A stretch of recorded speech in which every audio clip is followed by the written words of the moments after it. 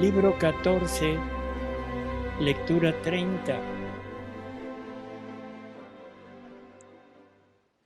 Dice, como dentro de un solo respiro vendrás a absorber toda mi voluntad con todos los bienes que ella contiene, y de otro respiro la pondrás fuera.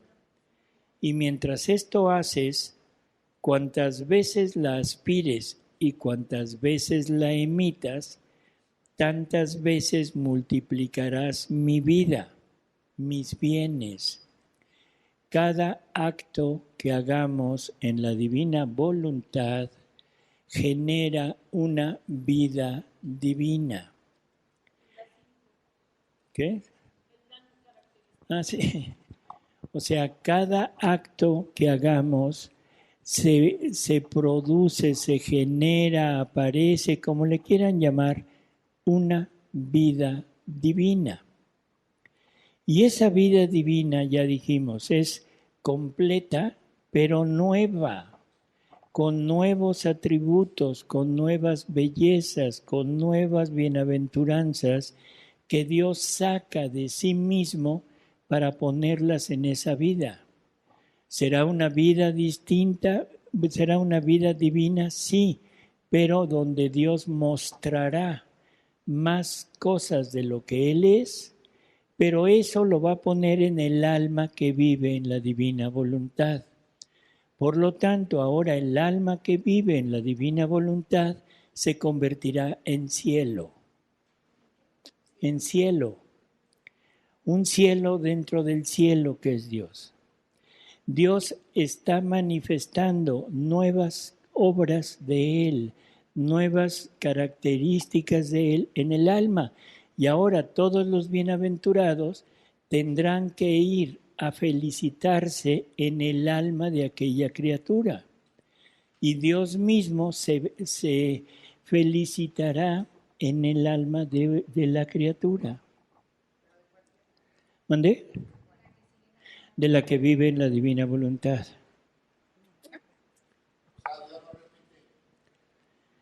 Dios no se repite. En una ocasión, vuélvala a hacer.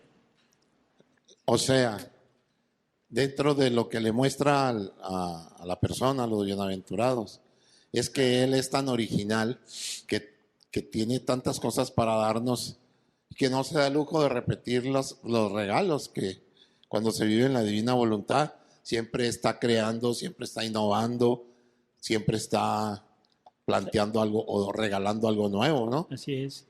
La obra de la creación no ha terminado. Primero, la creación que conocemos, o sea, esa creación que está narrada en el Génesis, no ha terminado, porque el último día de esa creación es crear al hombre, y el hombre no está creado. Está en proceso de llegar a ser hombre, porque el verdadero hombre es con vida divina. Entonces, estamos en camino de llegar a terminar la obra de la creación del ser humano. Y una vez que haya terminado eso, nos dice el Génesis que Dios reposó en el tercer día. Pero nos dice Jesús, espérate, reposar no es terminar, sino es un reposo para ahora continuar mi creación que es en el ser humano. Esas vidas divinas que Dios está sacando de él. Y le dice Luisa, oye, qué bello será cuando ya esté formado el reino. Todos divinos, todos iguales. Y le dice Jesús, no, te equivocas. Eso no sería mostrar la potencia de Dios. La potencia y la belleza está en la diversidad. Y le da un ejemplo y le dice, imagínate que en la creación yo hubiera creado puro cielo, o puro mar, o todos los árboles iguales, o sea, una sola creación. No estaría manifestando ni el poder, ni la diversidad, ni la belleza de Dios. Por eso es que la creación es tan diversa, porque está manifestando lo suyo. Pero ahora, como tiene una infinitud de atributos en su interior, ahora necesita nuevos actos para sacarlos. Y esos nuevos actos, cada vez que Dios se mueve todo Él, por lo tanto es una vida de Él en donde va a poner cosas nuevas para el bien de todos los bienaventurados.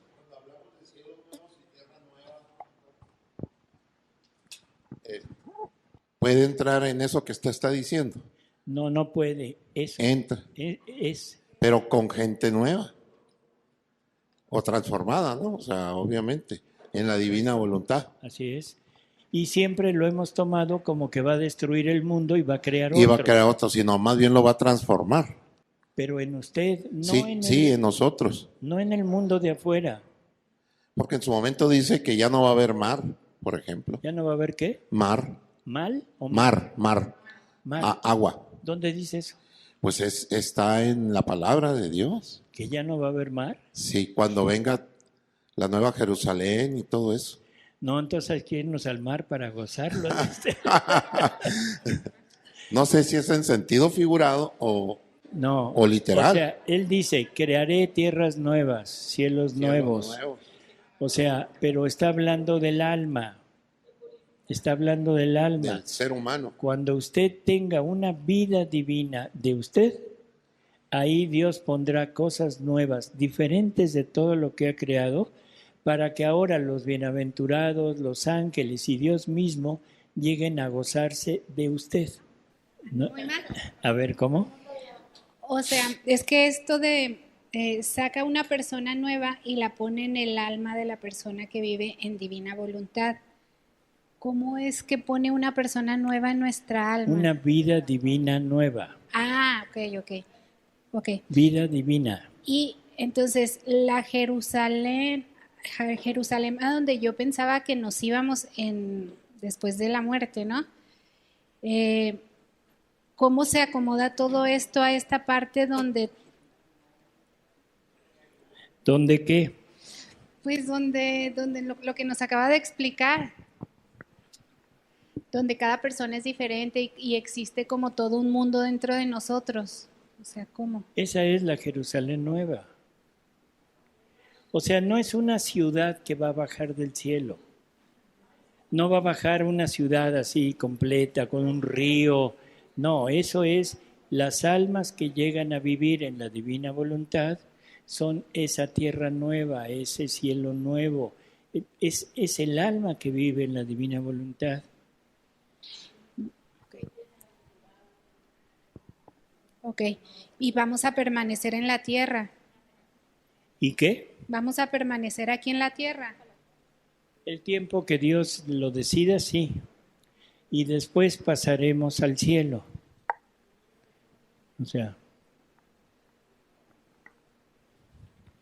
O sea, es sentido figurativo. ¿Qué? Pues el Jerusalén nuevo. Por eso es en sentido figurativo, es una ciudad nueva. Es como la tierra que emana leche y miel. ¿Ha leído eso en algún lado? Sí, lo escuché. ¿En dónde? Okay. ¿Lo ha leído en algún lado? No. En algún momento lo leí, pero no me acuerdo en dónde. Vienen los salmos, ¿no? ¿Mandé? Está en los salmos también, ¿no? ¿O no? O sea, Dios le promete a Abraham que le va a entregar una tierra nueva donde emana leche y miel. O sea, es Abraham que es el iniciador del pueblo judío y le va a dar una tierra nueva que emana leche y miel. ¿Es en sentido real? Sí, es Israel. Pero es en sentido figurativo, sí, porque es la tierra donde va a estar el Redentor. Y esa tierra nueva que emana leche y miel es Jesús.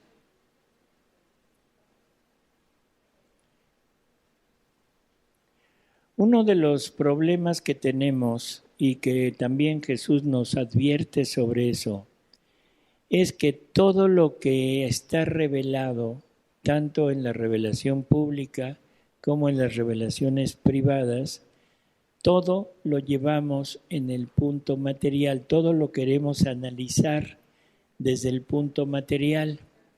Y dice, no lo interpreten en modo material porque se van a equivocar. Interprétenlo siempre en modo espiritual y ahí acertarán. Entonces, cuando oímos esto de tierras nuevas, cielos nuevos, ya no habrá mar, que en fin, no está refiriéndose a la parte material, se está refiriendo a la parte espiritual.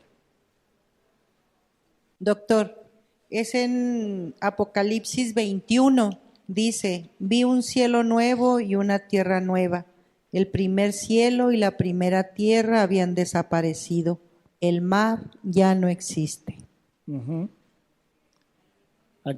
¿Y estará en lo cierto en la parte material? O sea, ¿estaríamos de acuerdo con eso si la tierra y todo lo que Dios ha creado fuera malo? Pero nada en la creación se ha salido de la voluntad de Dios. Por lo tanto, toda la creación es buena. Toda la creación es buena. No tiene por qué destruirla. Y segundo, y más importante, en todo lo creado hay un amor para cada uno de nosotros. Y la pregunta es, ¿cuándo lo vamos a gozar? ¿Cuándo vamos a gozar el amor que Dios puso en la galaxia Z24 a la izquierda? ¿Cuándo?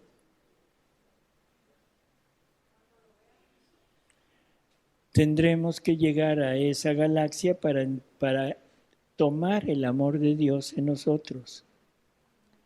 Esto que parece como absurdo lo que estoy diciendo, pero ese es el punto. Necesitamos disfrutar del amor de Dios que está allá afuera. Y si lo destruye, ¿ahora qué? ¿Ya no sirvió su amor? Simplemente dice, ya fuera y voy a poner uno nuevo. O sea, no va a destruir nada. Lo que va a destruir es la vida del ser humano. Esa sí la va a destruir porque es la única que se ha salido de la voluntad de Dios. Somos los únicos que nos hemos apartado de Dios. A nosotros nos tiene que rehacer. ¿Va a destruirnos a nosotros? Sí. Y eso no es nuevo. ¿Desde cuándo me dijo destrúyete?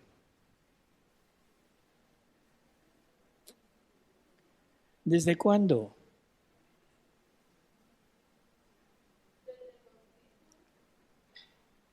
A ver, ¿desde cuándo?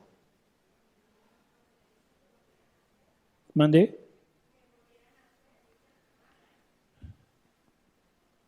Desde Moisés. ¿Por qué digo que desde Moisés? ¿Alguna vez han analizado lo que son los mandamientos? ¿No? Ese es el problema. Exactamente ese es el problema. Que nunca nos hemos tomado la molestia de ver qué me está mandando. Me está diciendo que debo hacer lo que no hago. ¿Qué cosas no hago? Amar a Dios sobre todas las cosas, santificar las fiestas, amar a mi prójimo. O sea, eso no lo hago, honrar a mi padre y madre, en fin. Y me está diciendo lo que no debo hacer. ¿Qué no debo hacer? La envidia, la lujuria, la avaricia, el robo, todo. Eso es lo que hacemos en nuestra vida diaria. Y se mete hasta en el pensamiento, en el deseo. No desearás la mujer de tu prójimo. No dice no te meterás con la mujer de tu prójimo. No la desearás. Y ahí va incluido el no desearás al hombre de tu prójima. No es un mandamiento para el hombre, es un mandamiento para el ser humano. Entonces los mandamientos son un destrúyete, destrúyete.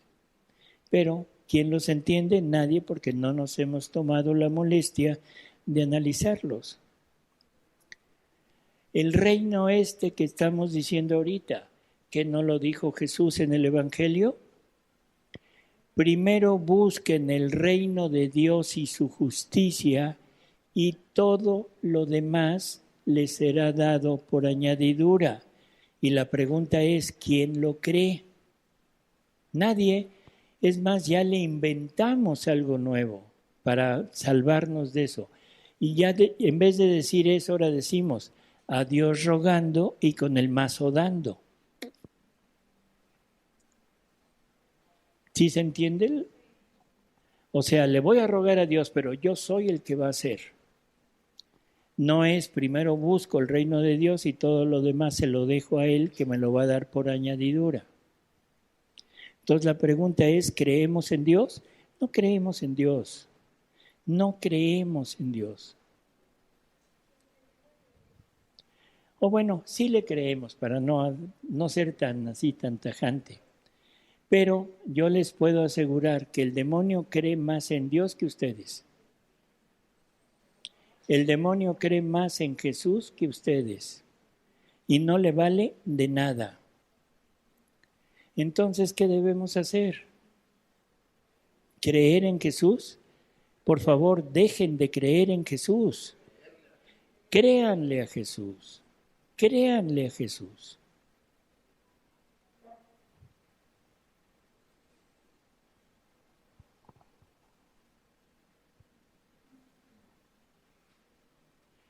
Entonces decíamos libro 14, lectura 30.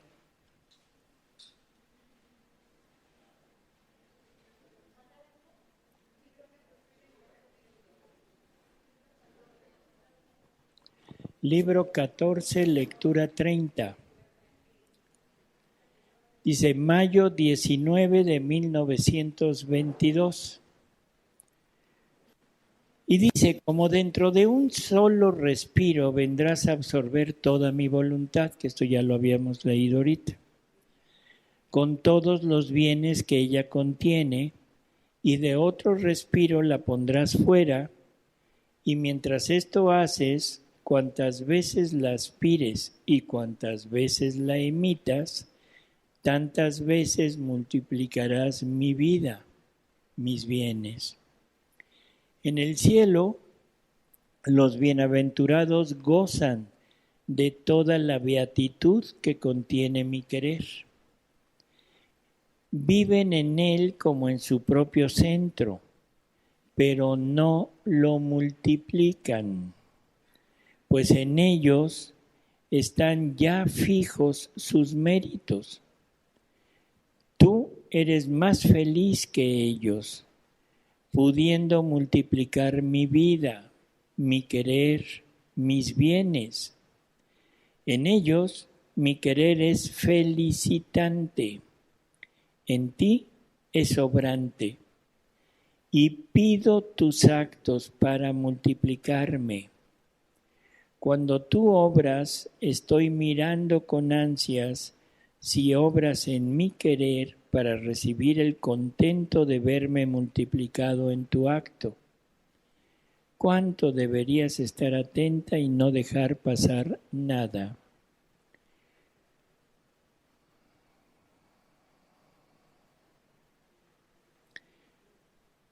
O sea, parece como cansado lo que estamos haciendo de estas lecturas, pero es para irnos dando cuenta de cómo se vive en el cielo, para irnos dando cuenta de lo que debemos vivir aquí en la tierra.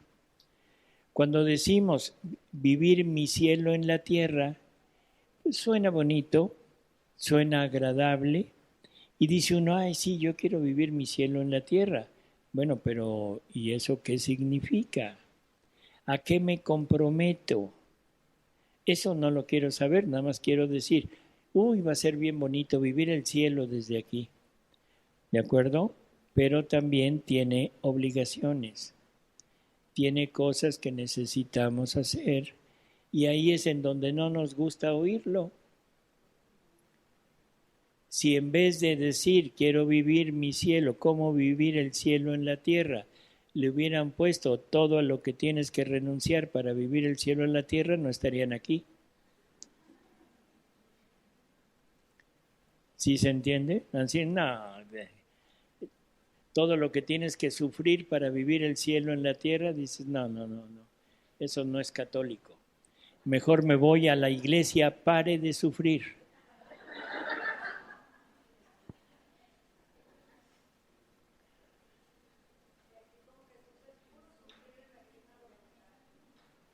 Así es.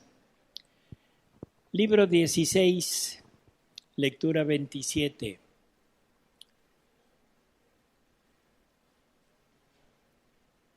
Está Luisa preguntándose a sí misma cómo puede ser que Jesús pueda vivir en el alma que vive en su voluntad. Y entonces le dice ella a Jesús, le dice, amor mío, pero ¿cómo puede ser que tú puedas vivir realmente en el alma que vive en tu querer? Y entonces Jesús le dice lo siguiente, hija mía, ¿no vivo acaso en la hostia sacramental vivo y vivo y verdadero, en alma, cuerpo, sangre y divinidad? ¿Y por qué vivo en la hostia en alma, cuerpo, sangre y divinidad? Porque no hay una voluntad que se oponga a la mía. Si yo encontrara en la hostia una voluntad que se opusiera a la mía, yo no haría en ella ni vida real ni perenne. Y es también esta la causa por la cual los accidentes sacramentales se consumen cuando me reciben, porque no encuentro una voluntad humana unida conmigo, de manera que quieran perder la suya para hacer adquisición de la mía, sino que encuentro una voluntad que quiere obrar, que quiere hacer por sí misma, y yo hago mi breve visita y parto. En cambio, para quien vive en mi voluntad, mi querer y el suyo son uno solo, y si lo hago en la hostia, mucho más lo puedo hacer en él, mucho más, pues encuentro un latido, un afecto, mi correspondencia y mi utilidad, lo que no encuentro en la hostia. Al alma que vive en mi voluntad le es necesaria mi vida real en ella. De otra manera, ¿cómo podría vivir de mi querer? Dice, no quieres entenderlo. Ojo con esto, no quieres entenderlo. No le dice, no lo entiendes, sino no quieres entenderlo. Dice, no quieres entenderlo, que la santidad del vivir en mi querer es una santidad del todo diferente de las otras santidades. Y quitadas las cruces, las mortificaciones y los actos necesarios de la vida, que hechos en mi voluntad la embellecen de más, no es otra cosa que la vida de los bienaventurados en el cielo, que como viven en mi querer, en virtud de él cada uno me tiene en ellos como si fuera para uno solo, vivo y verdadero, no místicamente, sino realmente, habitante en ellos. Y así como no se podría decir vida de cielo si no me tuvieran en ellos como vida propia, y si faltara aún una pequeña partecita de mi vida en ellos, no sería ni completa ni perfecta su felicidad. Así, quien vive en mi querer no sería ni plena ni perfecta mi voluntad en ella, porque faltaría mi vida real que emite esta voluntad. Dice, no quieres entenderlos, no quieres entenderlo. Esta santidad es diferente a todas las demás. No es una santidad como la que conocen. No es una santidad como a la que han aspirado hasta ahora, que es una santidad muy cómoda. La santidad humana es una santidad muy cómoda. Hoy hago, mañana no, pasado me confieso, vuelvo a hacer, vuelvo a no hacer, me vuelvo a confesar, me vuelvo a meter. Es muy cómodo vivir así. O sea, le estamos dando gusto al gusto, me estoy dando gusto a mí. ¿Mandé? Perdón, que no hay dolor de ofender a Dios, porque digo, bueno, voy y me confieso, como que voy al lavadero, al sacramento, y no hay dolor de ofender a Dios. Porque cuando uno le duele ofender a Dios, evita hacer esa miseria. ¿Y qué se necesita para tener ese dolor? Amar a Jesús. Amor. Amor. Y eso es lo que no tenemos por Así Jesús. Lo que menos tenemos es amor a Jesús. ¿Por qué? Porque no lo conocemos. Y creo que ha quedado muy claro el día de hoy que no conocemos a Jesús. No es pedrada, ¿eh? Es realidad.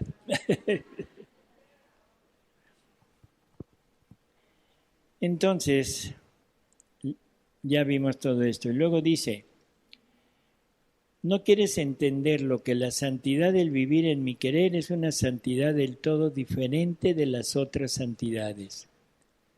Y quitado todo lo malo, el sufrimiento de la vida humana, no es otra cosa más que la vida de los bienaventurados. Los bienaventurados ya no tienen el gusto, el honor de sufrir. O sea, el bien de sufrir.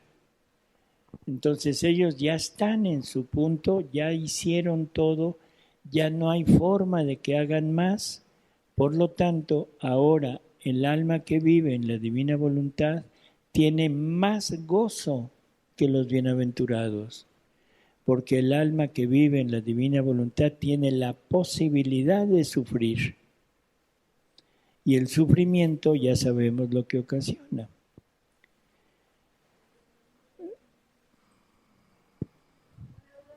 Yo es de los bienaventurados que ya no tienen.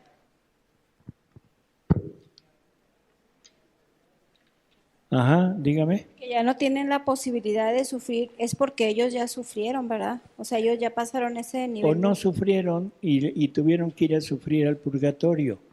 Pero el purgatorio es un sufrimiento sin mérito. O sea, los méritos se obtienen aquí en la tierra, porque el sufrimiento sería voluntario. En el purgatorio lo vamos a sufrir, sí, pero ya no es meritorio. Tenemos refranes que nos pueden hacer más o menos entender un poco de esto. Decimos, lo bailado nadie me lo quita, ¿sí? Pero el problema es que lo bailado nos lo van a quitar en el purgatorio. Nadie puede entrar al cielo, nadie que no sea un complejo de amor para Dios. Por lo tanto, los gustos, todo lo que yo hago por gusto, lo que yo hago porque es mi vida, porque eso es lo que me agrada, todo eso se los van a quitar. Pero se los van a quitar con sufrimiento. Y es un fuego purificador. No son llamas, por favor, vamos quitando la idea de las llamas del purgatorio, eso de personas encadenadas y así con llamas por todos lados. No, las llamas materiales no queman el espíritu. Entonces son llamas de amor, fuego de amor. Un fuego de amor. No sé si alguien de ustedes alguna vez ha estado apasionado por algo o por alguien. ¿Alguien ha tenido una pasión? ¿Sí? ¿Qué se siente cuando tiene uno una pasión que no es correspondida? ¿Cómo? Angustia, ¿qué más? Dolor, impotencia, ¿qué más? Es un sufrimiento inmenso que tiene el alma porque está apasionada por algo o por alguien y siente que su vida se va a terminar si no tiene aquello. A ver, bueno, ya que tengo el micrófono. Oiga, ¿qué? doctor, bueno, yo esa es la idea que tenía, que en el purgatorio el dolor más grande es haber visto a Dios y la ausencia de no volverlo a ver, que yo creo que ese es el dolor, ese es lo que puede quemar, o sea, lo que hablan de las llamas, la ausencia de Dios. ¿Sí es correcto? Así es. O sea, en el momento de la muerte, Jesús se presenta. Y se presenta, pero se presenta ya no como humano, sino como divino. Y entonces lo vamos a ver como es. Y nuestra alma, como si fuera una piedra que soltamos y tiende hacia el centro de la tierra por gravedad, nuestra alma tenderá hacia él. Pero nosotros mismos veremos que no somos dignos de estar junto a él por lo diferentes que somos. Y ahí entrará la pasión, pero la pasión del amor. Una pasión que me quema y que no puedo llegar a él hasta que me quite lo humano. Pero cuesta. Hay un ejemplo en María Valtorta, que la mamá de María Valtorta era una mujer muy mala, en todos sentidos. Cuando muere, le consiguen el purgatorio, fíjese, le consiguen el purgatorio, y Jesús le permite verla durante un tiempo. Y al principio la veía con un rostro muy duro, muy serio, y dice grisáceo, y con llamas, cubierta de llamas. Después de un tiempo, la ve otra vez, pero ya la ve con un rostro muy afable, muy sonriente, muy agradable, y con llamas nada más hasta la ingle.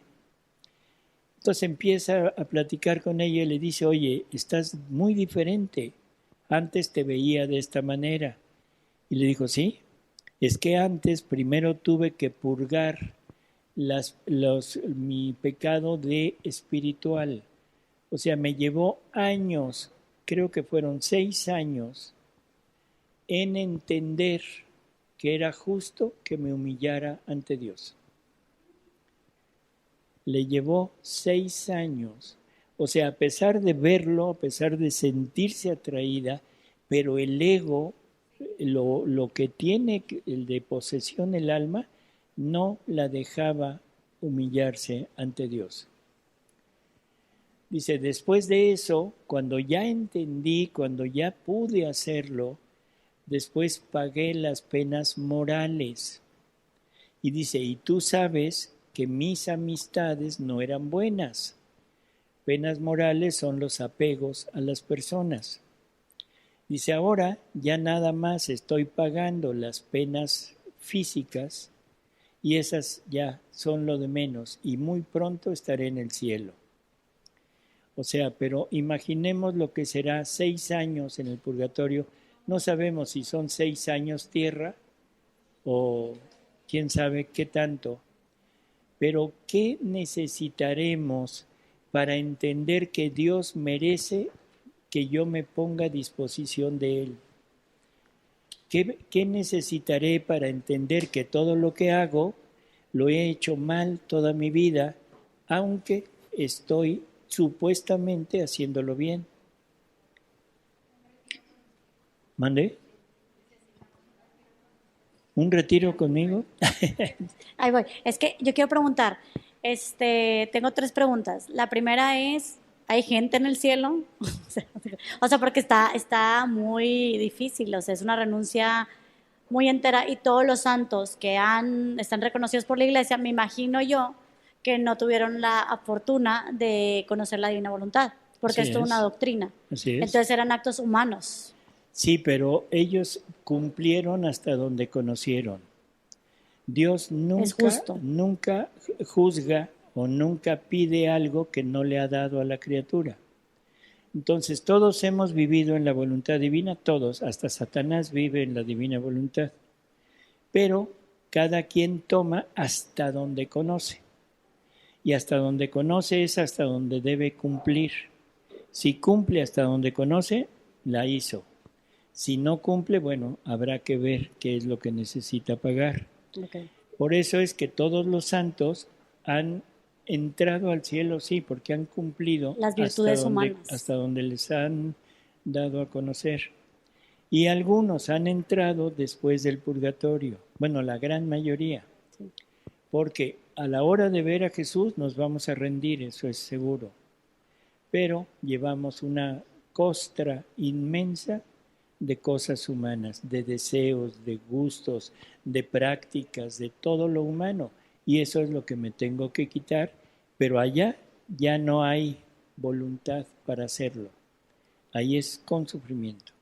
Bueno, y la otra pregunta es que hay algo revelado en el libro de Luisa sobre los que se quitan la vida. O sea, que si hay manera de nosotros poder reparar eso, o de plano ya no se puede hacer nada. Usted puede reparar por todo, y puede ayudar a todos los que se quitan la vida. O sea, quitarse la vida, un suicidio. El suicidio es un pecado de soberbia, ¿sí? El que llega a suicidarse es soberbio. No estoy hablando de los niños que se suicidan ahora, esos son víctimas, ¿sí? Pero la persona ya adulta que se suicida siempre es por soberbio. ¿Por qué a mí? ¿Por qué me pasa esto a mí? ¿Por qué me sucede esto a mí? ¿Y qué es la depresión?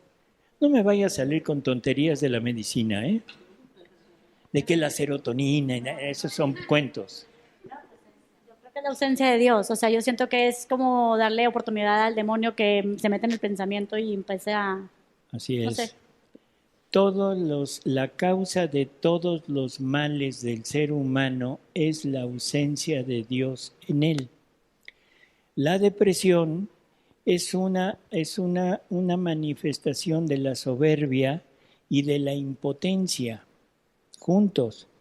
¿Por qué me pasa esto a mí, pero yo no lo puedo remediar? O no tengo la suficiente decisión para poner marcha a algo que me pueda remediar lo que está pasando. Entonces eso me lleva al suicidio. Bueno, nos dice Jesús, y por favor esto también vamos a manejarlo. La Virgen nos ha revelado que al infierno caen las almas como qué? Como copos, como lluvia, sí, que son muchas las almas que caen al infierno. Se lo bueno, lo más reciente que tenemos es Fátima, que tanto los videntes ven cómo caen almas al infierno. Garabandal, lo mismo. Bueno, entonces nos dicen que son muchísimas. Y Jesús, en lo del libro de cielo y en María Valtorta, nos dice, serán muy pocos los que se condenen. Muy pocos. Entonces, ahora la pregunta es, María o Jesús, ¿cuál de los dos nos está diciendo mentiras? Entonces, ¿cómo lo congeniamos? María dice que son muchísimos y Jesús dice que serán mínimos. Y luego van subiendo de nivel. Cayendo al infierno, listo. se da. ¿Cómo lo congeniamos?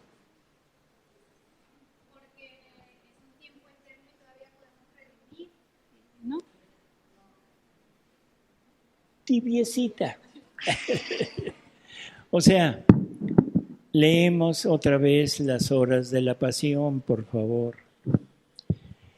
En el final de la hora del huerto de Getsemaní, la pasión de Getsemaní, Luisa toma todos los sufrimientos de Jesús, toma la sangre, toma las llagas, toma el amor de él y le pide a María, a la Reina del Cielo, que la acompañe para llevarle todo lo de Jesús a toda la familia humana.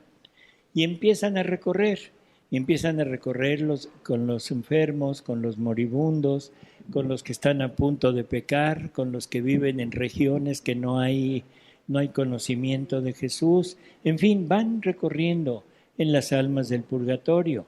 Pero luego le dice a Luisa a María: Madre, pongámonos a las puertas del infierno, para rescatar almas, antes de que caigan. Una vez cayendo, ya no, pero en el momento que van cayendo las pueden rescatar. Y no es que las tomen y digan, ¡ay, esta y otra, no. Con una red o una canasta, no. Es con el amor y con las llagas, aquella alma que está a punto de condenarse, lo que está haciendo Luisa y lo que está haciendo María es darles todo el amor, todo el sufrimiento de Jesús, para que esa alma se arrepienta en el último instante y se salve. Entonces, antes de morir, tiene que ser antes de morir. Entonces, bueno, esto parece como mentiras de uno o de otro, pero es una realidad. Esto es lo que el alma en la divina voluntad es una de tantas cosas que puede hacer.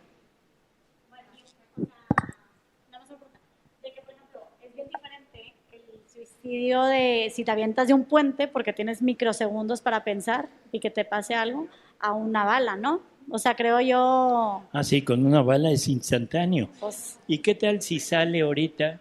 ¿para qué piensas?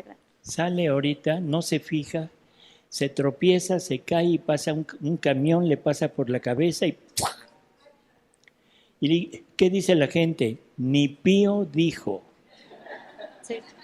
¿Sí? Ni Pío dijo, le explotó la cabeza. Se condenó porque era satánica. Se le nota luego. Se condenó, no tuvo ni tiempo de arrepentirse. Eso es lo que nosotros pensamos en nuestro tiempo. ¿Cuál será el tiempo de Jesús? El tiempo de Dios. ¿El tiempo existe? ¿El tiempo existe?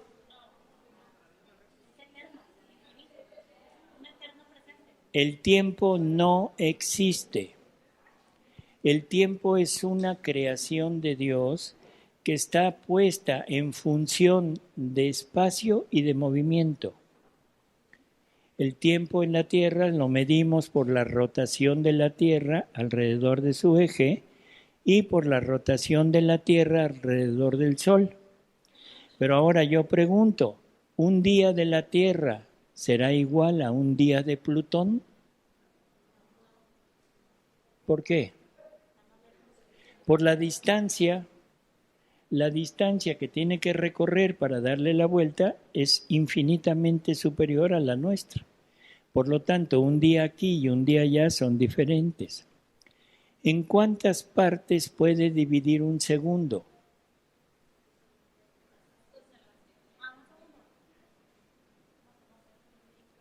Pues imagínelo. ¿En cuántas partes podemos dividir un segundo? Infinitas. Todo depende de la frecuencia con la que nosotros vibremos en el tiempo, o sea, aquí en el espacio, y eso es el tiempo de Dios. Recordemos aquello de 1000 años son como un día para ti. Entonces, en el momento antes de la muerte, antes de que haga ¡pum!, Jesús se presenta, Jesús la llena de amor, Jesús le explica, Jesús le da todo lo necesario para entender, le da una razón adecuada para entender las cosas como son, y luego le pregunta al alma si quiere con él o no. Y en ese momento el alma dice sí o no. ¿A Eso- todas nos va a preguntar? A todos, Ah, a todos. Dice, entonces puedo seguir como sea. Quiere seguir con su vida como está. Nada más que vamos a hacer un ejemplo. Hay personas tan irresponsables, que toman un automóvil y lo corren a 200 kilómetros por hora y todavía se ufanan de decir, yo corrí a 200 kilómetros por hora. Eso se llama irresponsabilidad. Y la irresponsabilidad no está la divina voluntad ahí. Porque de repente viene una curva, hay letreros que dice curva peligrosa a 1 kilómetro. Usted sigue a 200 kilómetros por hora. Curva peligrosa a 500 metros. Curva peligrosa aquí. En ese momento la inercia se la va a llevar. Eso es seguro. No hay forma de que lo pare. No hay forma de que lo evite. Esa es la inercia en el pecado. Las personas que son obstinadas son las que corren a 200 kilómetros por hora. En el momento que llega esa curva, que es la presencia de Jesús, la inercia se las lleva y dicen no. Así que no diga, abusada con eso. Doctor, buenas tardes. A ver, perdón. Bueno, hace poco tiempo pasé por una intervención. Bueno, pasé por una intervención y durante la estancia en ¿cómo se llama? Terapia intensiva. La estancia en terapia ya, en terapia intensiva, pues tocó que murieran varias personas, ¿verdad? A mi alrededor, pero yo percibía como una lucha, o sea, no sé qué pase a la hora de morir, no sé si esas almas no estaban o estaban diciendo que no, pero una lucha muy fuerte, que mi único pensar o mi único sentir era pues la oración. Entonces, ¿qué pasa en ese momento? O sea, sí puede pasar un choque ahí de, pues no sé, de que sea lo que pase. No entiendo. Aunque, bueno, yo estaba en terapia junto con Sí. los demás. Mueren gente alrededor y yo percibía como si hubiera Una lucha. una lucha, sí, Entonces, lo que usted percibe es esa lucha. sí, esa lucha. Esa lucha. Ajá. Y luego, O sea, pues me dio temor, ¿verdad? O sea, yo lo que pensé era en orar por esas almas que estaban ahí. ¿qué función tiene usted ahí? Pues supongo que de qué sería interceder por ellos. ¿Dónde? O sea, ¿por qué está usted ahí en terapia intensiva? Me hice una operación del corazón. Bueno. O sea, ¿qué está pasando con esas almas? ¿Está habiendo una lucha? Por supuesto que sí, es la lucha de voluntades. El demonio, susurrándole al oído, reniega, no aceptes, no te unas a Dios, y el ángel de la guarda o San Miguel Arcángel susurrando en el otro, arrepiéntete, arrepiéntete. O sea, es la lucha de la voluntad humana contra el demonio. Y es efectivo, quizá un alma muy sensible o por el solo hecho de estar saliendo de un riesgo fuerte de quirúrgico, lo logra percibir, o a lo mejor lo que está percibiendo es la lucha en usted, que esa podría ser otra posibilidad, que esté luchando en su interior y eso lo ponga en los demás. Y en ese momento yo iba muy pacífica, o sea, totalmente confiada. Y en ese momento fue cuando sí sentí esa alteración, o sea, Sí. Lo más probable es que haya sido la lucha en su interior. Ok. Bueno,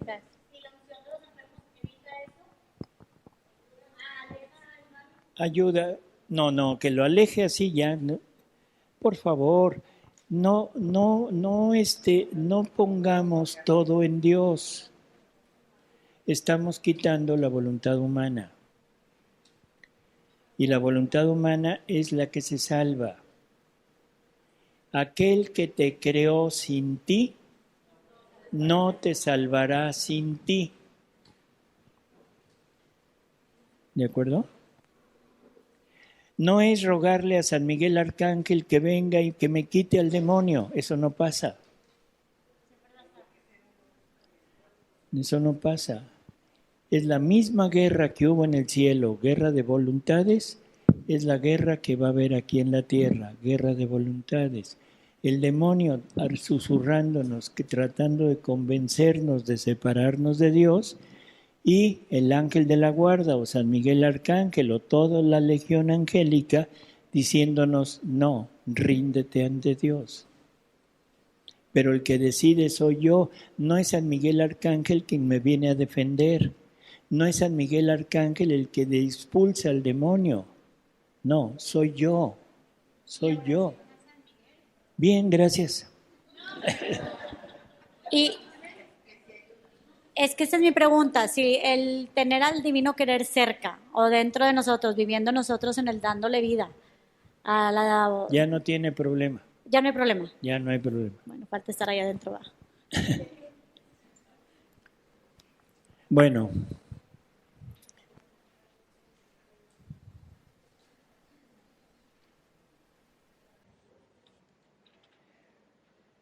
Dice, el reino de mi querer será el verdadero eco de la patria celestial, que mientras los bienaventurados poseen como vida propia a su Dios, lo reciben también de fuera de ellos mismos. Así que dentro y fuera de ellos, vida divina poseen y vida divina reciben. ¿Cuál no será mi felicidad al darme sacramentado a los hijos del fiat eterno y encontrar en ellos mi misma vida? Entonces se tendrá el fruto completo de mi vida sacramental y al consumirse las especies no tendré más el dolor de dejar a mis hijos sin el alimento de mi vida continua, porque mi voluntad, más que accidentes sacramentales, mantendrá su vida divina siempre con su plena posesión.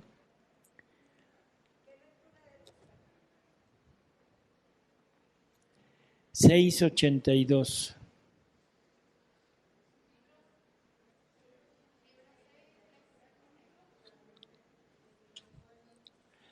Bueno, 6, el primer número es el libro, el segundo número es la lectura. ¿Mande? 6, libro 6, lectura 82. Creo que con esto sería suficiente para ir entendiendo que la vida en el cielo es exactamente lo que nosotros debemos vivir en la tierra. ¿Quieres vivir vida de cielo? Ok, ya más o menos tenemos una idea.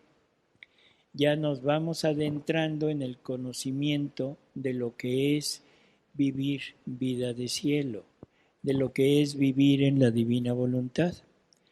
Ahora, este reino, ¿dónde está fundado?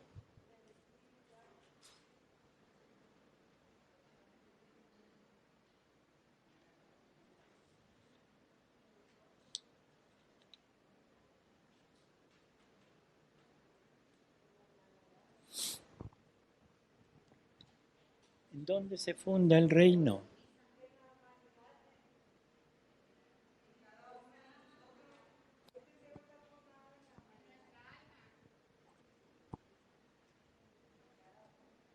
Seguimos callados.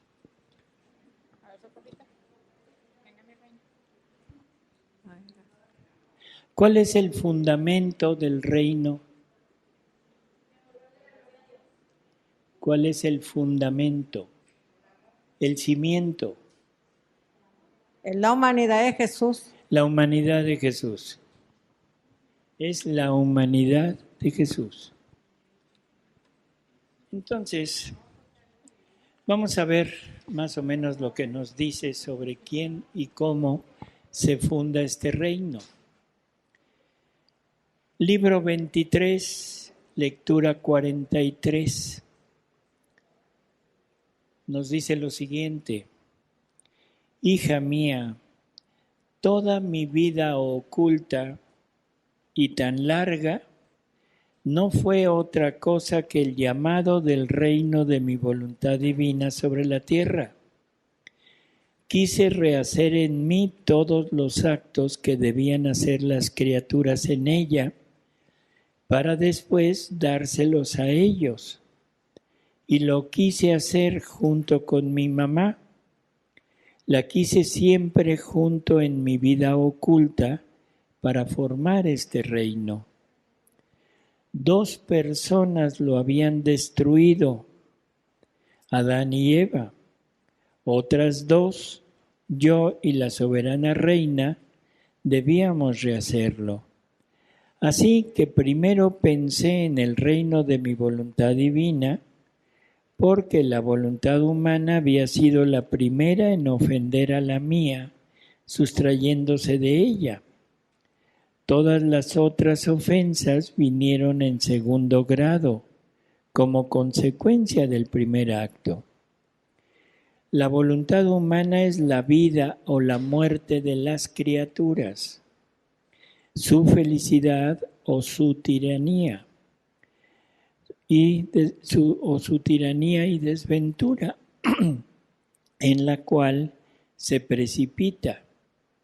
Su ángel bueno que la conduce al cielo, o transformándose en demonio, la precipita al infierno.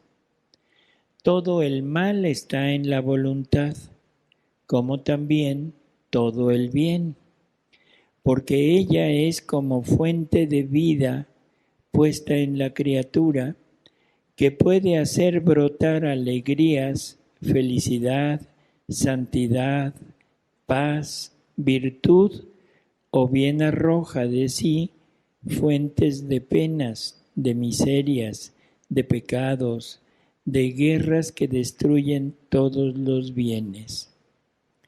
Por eso, en esta vida oculta de 30 años, primero pensé en el reino de mi voluntad y después, con la pequeña vida pública de apenas 3 años, pensé en la redención. Y mientras que al formar el reino de mi fiat divino, tuve conmigo siempre junto a la mamá celestial, en la vida pública no la tuve, al menos su presencia corporal, porque para el reino de mi fiat me constituía yo rey y a la Virgen reina, para ser primero yo y después de ella el fundamento del reino destruido por la voluntad humana. Mira entonces cómo el reino de mi querer divino por necesidad, por razón y por consecuencia, era formado con mi venida sobre la tierra en primer orden. No habría podido formar la redención si no hubiese satisfecho a mi Padre Celestial del primer acto ofensivo que le había hecho la criatura. Así que el reino de mi voluntad está formado. No queda otra cosa que hacerlo conocer, y por eso no hago otra cosa que seguir junto contigo y dotarte con los actos que hice para formarlo, acompañar tus actos para que corra en ellos el fundamento de los míos. Si nos fijamos, aquí nos está diciendo muchas verdades que son importantes. Vamos a repasarla. 2 personas habían destruido el reino, Adán y Eva. Dos personas tienen que rehacerlo, Cristo y María. En la redención, en la vida oculta de Jesús, siempre tuvo a su mamá. Y ya nos dijo que en la vida oculta es cuando estuvo rehaciendo los actos de todos nosotros. Entonces podemos intuir que tanto Jesús como María están rehaciendo nuestra vida. O sea, entre los dos están fundando el reino en ellos. En la vida ya, en la pasión exterior, en la vida pública, María ya no estuvo presencialmente, ahora lo entendemos, sino estuvo virtualmente, también entendemos esa palabra. ¿Qué es lo que estamos diciendo? Que María se presenta con Jesús, pero en forma virtual, en la divina voluntad, concurriendo con Él en todo lo que hace. Pero eso es para la salvación. Por lo tanto, María junto con Jesús rehace el reino y junto con Jesús en forma espiritual nos redime. Por lo tanto, María es ¿qué? Corredentora, porque participa de todos los actos de Jesús. Por eso, no importa, pero es, o sea, el que lo proclamen o no lo proclamen no le quita nada. Ella es corredentora. Luego dice, prácticamente el reino está fundado en la vida de Jesús y en la vida de María. Ese es el fundamento, ese es el reino. El reino de Dios es Jesús y María, pero ellos ahora necesitan llevar a cabo ese reino. ¿Qué quiere decir eso? Necesitan ponerlo en función, ese reino, y la función de ese reino es en nosotros. O sea, ahora Él tiene que venir a reinar en nosotros, ¿sí? Y nosotros someternos a ese reino que es Jesús y María.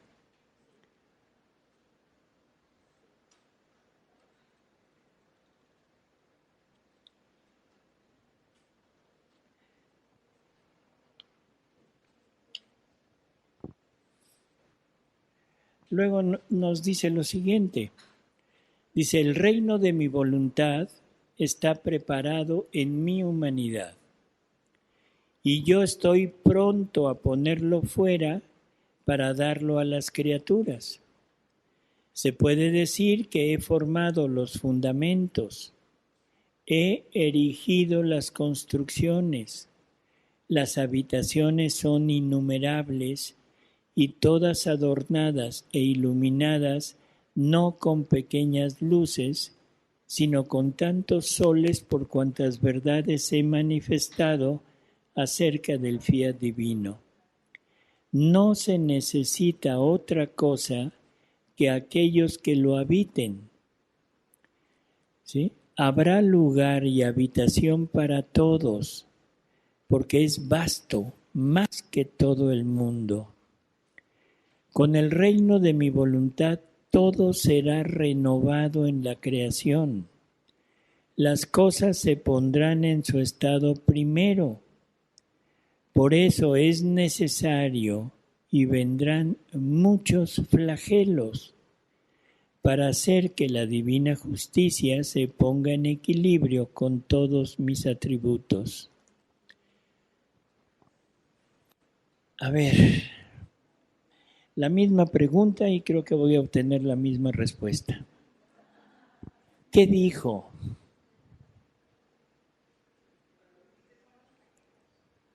Bueno, los flagelos son necesarios. Pero, ¿qué más dijo? Algo que está marcado en el Evangelio y que nunca hemos entendido como de costumbre.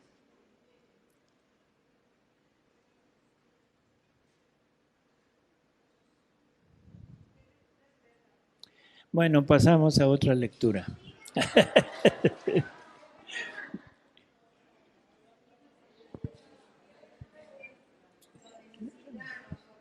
Vamos a ver, dice, he formado los fundamentos, he erigido las construcciones, las habitaciones son innumerables y todas adornadas e iluminadas, no con pequeñas luces, sino con tantos soles, por cuantas verdades he manifestado.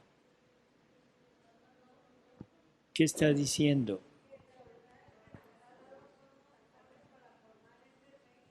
Bueno, sí, o sea, esa es así la lectura, pero en el fondo, ¿qué está diciendo? Los fundamentos, bueno, creo que sus fundamentos es lo que hablaba usted hace rato, los mandamientos que nos dejó. En la casa de mi Padre hay innumerables habitaciones. Somos, bueno, los fundamentos. En la casa de mi Padre hay innumerables habitaciones. Somos nosotros. Aquí entramos en algo nuevo totalmente. Hay dos cielos. El primer cielo es la humanidad de Jesús. Y si lo leemos en las horas de la pasión, para no ir muy lejos, ahí dice que las almas primero pasarán por el cielo de su humanidad y después de ahí podrán pasar al cielo de la divinidad. Entonces, las múltiples habitaciones están formadas en la humanidad de Jesús, que son todos sus actos. Todos los actos de Jesús están formando sus innumerables habitaciones. Habitaciones que tenemos que recorrer para irlas conociendo e irlas disfrutando, irlas viviendo junto con Él. Y una vez que hayamos agotado eso, pasaremos al cielo de la divinidad. En varias ocasiones lo repite, pero sobre todo, ahorita les digo exactamente cuál.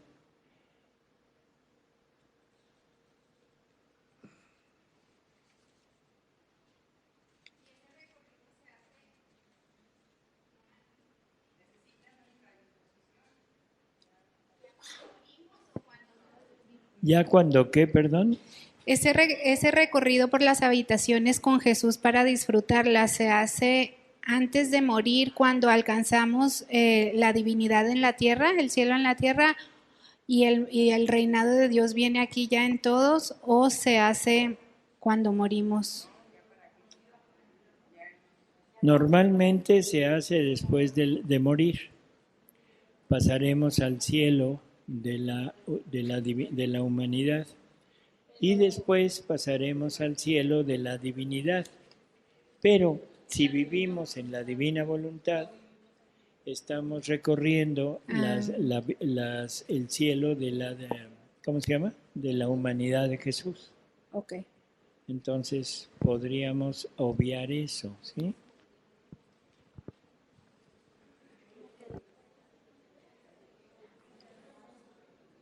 En la hora 16 de las horas de la pasión, dice: mírame, oh Padre, bajo esta tempestad de golpes, todo llagado, pero no basta. Quiero formar tantas llagas en mi cuerpo para dar suficientes moradas en el cielo de mi humanidad a todas las almas, en modo de formar en mí mismo su salvación. ¿Sí? En modo de formar en mí mismo su salvación, para después hacerlas pasar al cielo de la divinidad. Entonces, está expresado que hay dos cielos y que las habitaciones del cielo de la humanidad son sus llagas, son sus actos. Doctor, bueno, entonces, los actos de la humanidad de Jesús son actos de reparación. Así es. Y en esa reparación es a través, pues, del sufrimiento por nuestros pecados que Él pasó por nosotros y que de alguna manera nosotros tenemos que participar para unirnos a Jesús. En este sentido, el cielo de la humanidad de Jesús conlleva sufrimiento. Está formado por el sufrimiento, sí. Y tenemos que pasar por esas habitaciones, por ese cielo. Sí, pero en el sentido no nada más del sufrimiento, sino de lo que ese sufrimiento consiguió, de la gloria que se le dio a él por ese sufrimiento, por rehacer a toda la familia humana y por el gozo que nos da a nosotros, por el don que nos está dando de su sufrimiento. No lo ponga nada más en el sufrir, sino en lo que ese sufrir logra. ¿Sí? Que es lo que vamos a obtener por la reparación que Él hizo. Y eso es lo que no conocemos la gloria que recibe Jesús por eso. Porque sabemos que Jesús recibe la gloria universal. O sea, Jesús recibe la gloria como si toda la familia humana, toda, se salvara y toda hubiera vivido en la divina voluntad, porque todo es vivido por Él nuevamente y por eso es la gloria universal. Pero eso se consigue por cada sufrimiento de Él.